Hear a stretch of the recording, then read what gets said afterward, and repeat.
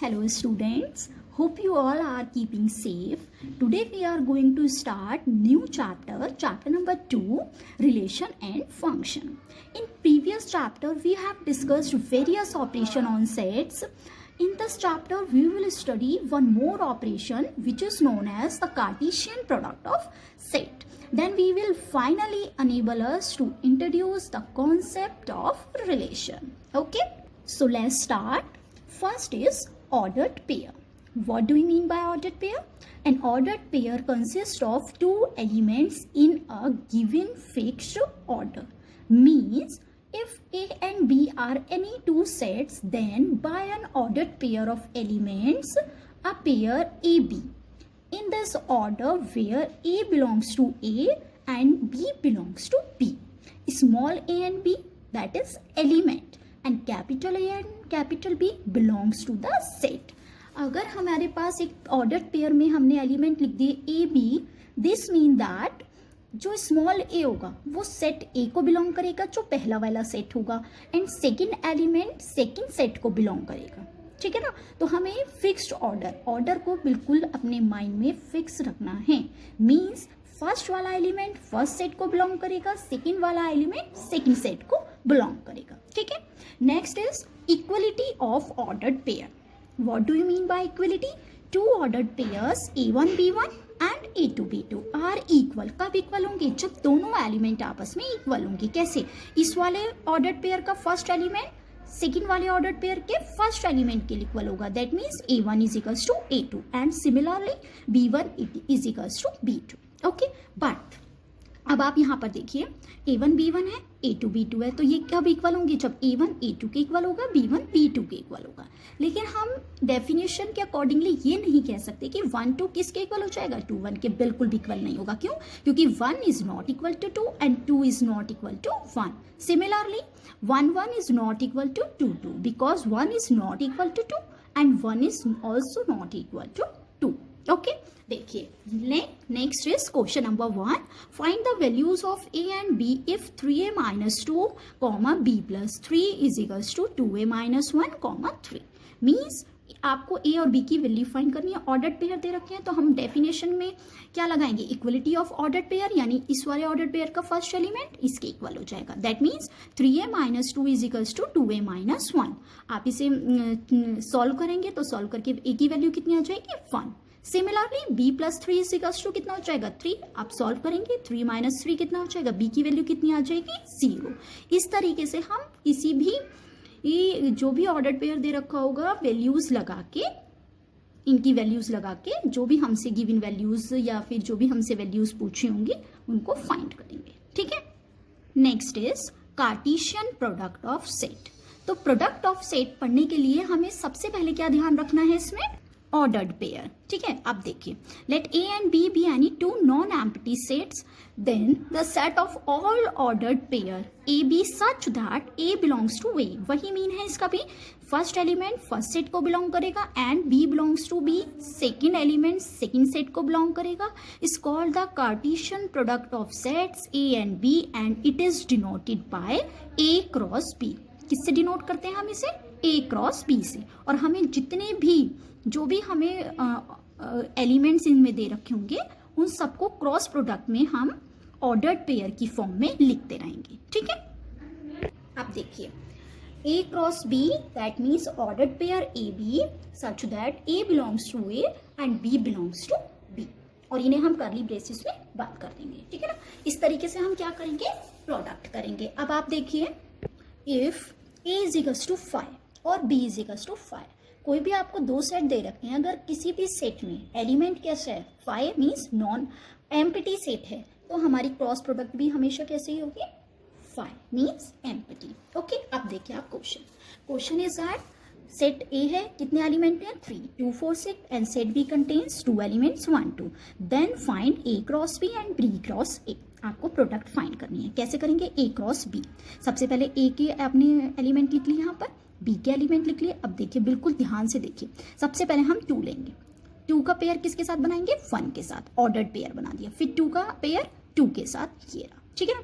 दोनों 2 के दोनों एलिमेंट के साथ ऑर्डर्ड पेयर बना लिया. 4 के साथ देखिए, 4 1 4 2 लिख दिया. 6 1 6 2 एंड इन्हें कर्ली ब्रेसिस में बंद कर देंगे, कॉमा से सेपरेट कर देंगे. This is the way of to find the cross product A cross B. ठीक है, अब बी क्रॉस ए देखिए, सबसे पहले आप बी सेट के एलिमेंट लिखेंगे 1 2, फिर सेट ए 2 4 6. आप देखिए क्रॉस प्रोडक्ट कैसे करेंगे, पहले 1 की तीनों एलिमेंट में ऑर्डर पेयर के साथ. ठीक है, 1 2 1 4 1 6. ठीक है, 2 2 2 4 2 6. इस तरीके से हमने ऑर्डर पेयर बनाए और कर्ली ब्रेसिस में बंद कर दिए, कॉमा से सेपरेट कर दिए. इस तरीके से हम क्या फाइंड करते हैं, product A cross B and B cross A.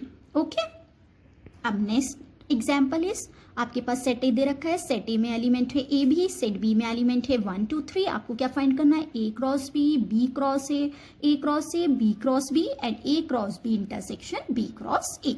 अब देखिए सबसे पहले A cross B, A set लिखा, बी सेट. अब आप कैसे मल्टीप्लाई करेंगे, A1 A2 A3, तीनों के साथ हो गई की मल्टीप्लाई.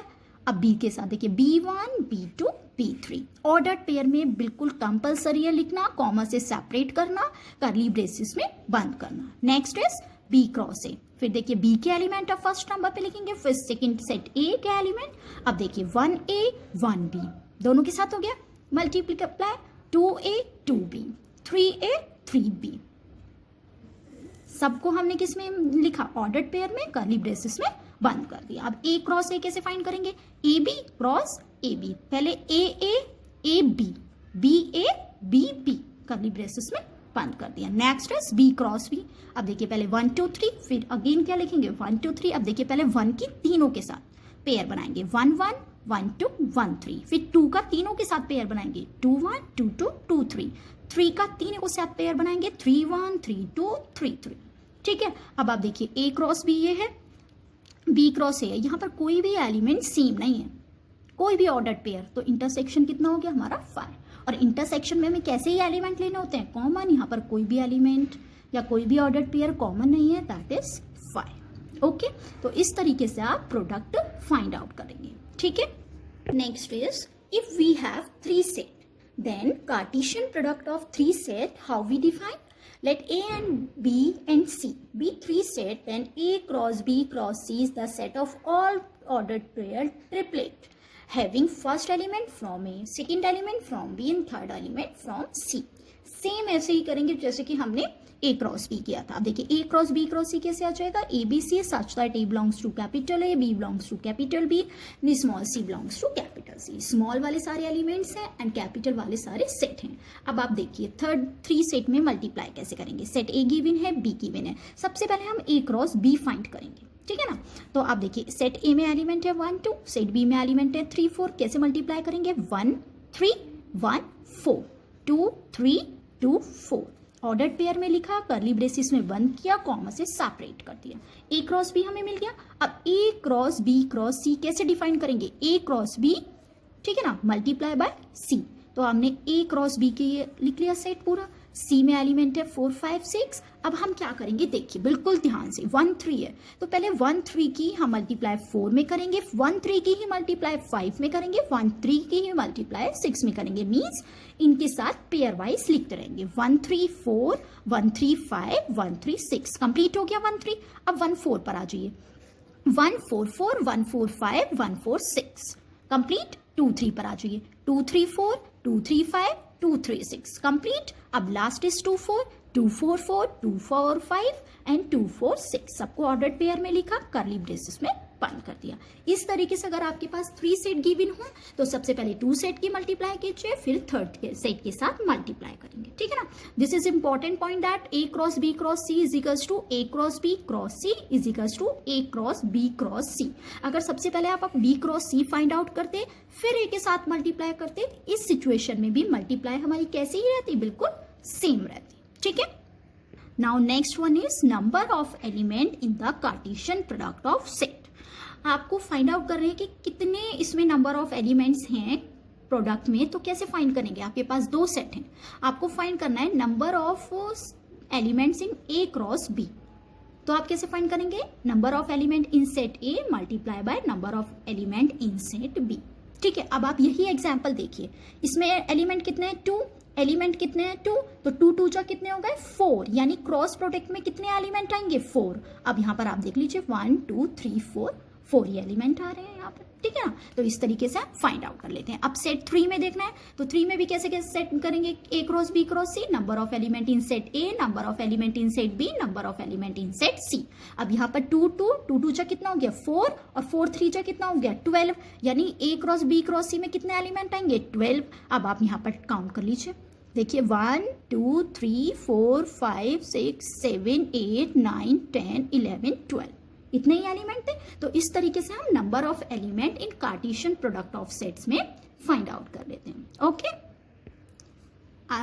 मैंने आपको बताया था कि अगर कोई भी सेट A और B एम्प्टी है तो उनका क्रॉस प्रोडक्ट कैसा होगा एम्प्टी। एंड सेम वे अगर A एंड B में से कोई भी फाइनाइट सेट है तो क्रॉस प्रोडक्ट भी कैसा ही होगा इनफाइनाइट। इनफाइनाइट है अगर दोनों में सेट में कोई भी सेट, तो हमारी क्रॉस प्रोडक्ट भी कैसे ही आएगी infinite. Okay, now next topic is diagrammatical representation of Cartesian product of two sets. पहले हमने वेन डायग्राम सीखे थे।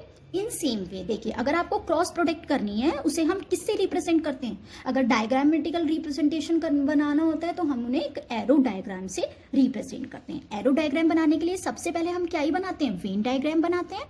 उसके बाद we draw the lines segment starting from each element of A and terminating to each element of set B। ठीक है, देखिए कैसे करते हैं। सेट A दे रखा है, सेट B दे रखा है आपको, फाइंड A क्रॉस B। सबसे पहले आप A cross B find out करेंगे और फिर उसे किससे रिप्रेजेंट करेंगे, एरो डायग्राम से, ठीक है ना। अब आप देखिए क्रॉस किया 1 3 5 AB, 1A 1B, 3A 3B, 5A 5B, ठीक है। अब अगर हम इनसे कहा जाए कि इसे एरो डायग्राम बनाओ तो आप कैसे बनाएंगे। सबसे पहले आपने यहाँ पर ओवल बना लिए, सेट A में कितने एलिमेंट है 1 3 5, सेट B में कितने एलिमेंट है A B, देखिए सेट A सेट B। अब हम जो एरो डायग्राम बनाते हैं वो क्रॉस प्रोडक्ट को रिप्रेजेंट करने के लिए बनाते हैं, तो इसलिए सबसे पहले हमने क्या फाइंड आउट की थी क्रॉस। अब आप देखिए 1 का पेयर किसके साथ है A के साथ, तो हमने एक लाइन ड्रॉ कर दी। फिर 1 का पेयर B के साथ है तो 1 के साथ एक ये लाइन सेगमेंट ड्रॉ कर दिया, ठीक है ना। अब देखिए 3 के साथ A, तो 3 के साथ हमने एक लाइन सेगमेंट A के साथ ड्रॉ कर दिया। फिर 3B, 5A 5B, और यहां पर क्या लगा दिए arrow. This is known as the arrow diagram, a visual representation, ठीक है ना। क्या है ये, एक visual representation of Cartesian product of sets is known as arrow diagram. Okay, so watch the video very carefully so that you may understand all the concept clearly. Okay.